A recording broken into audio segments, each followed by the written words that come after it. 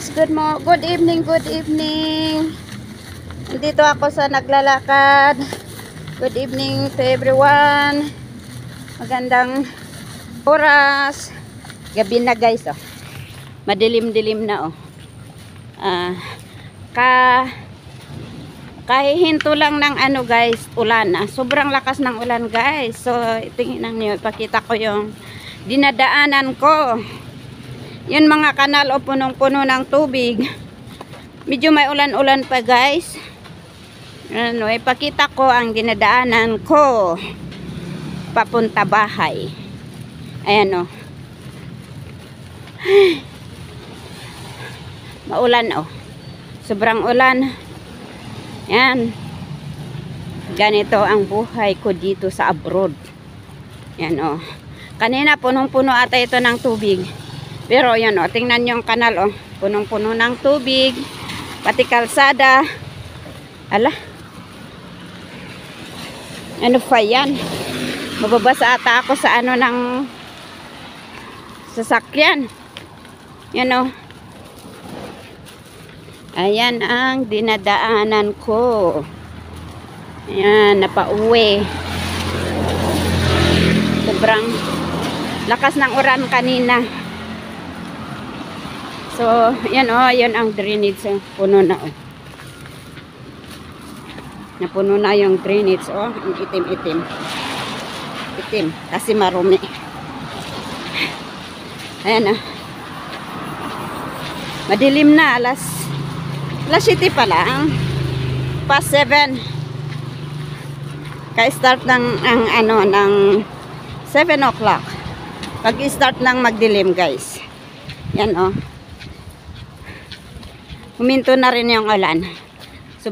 Sobrang lakas ng ulan kanina. Kaya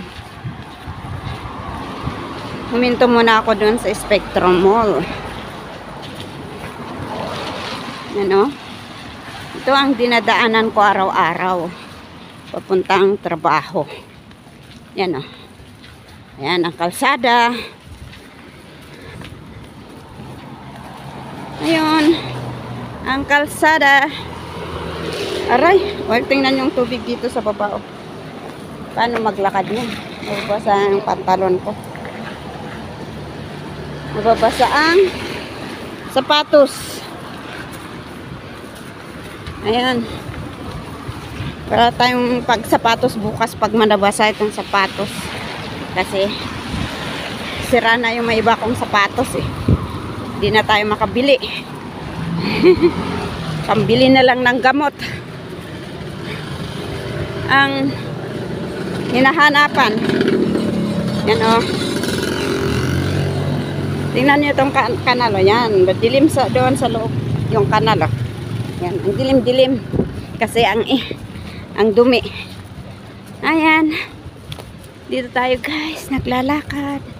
Lakad-lakad lang tayo. Yan, kahit umulan. Ganito ang buhay ko. Buhay ng OFW part-timer. Ayan.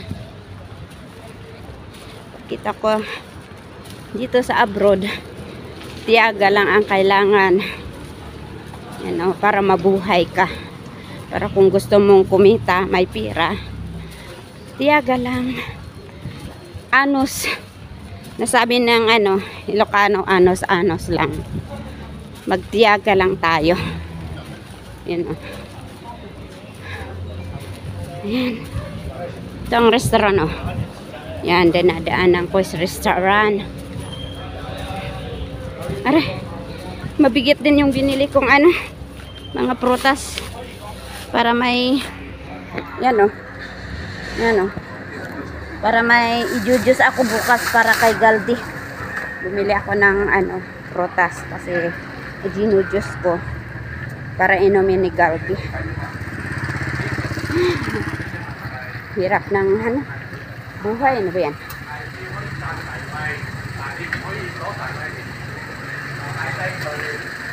Ano? Yan ang dinadaanan ko. Yan.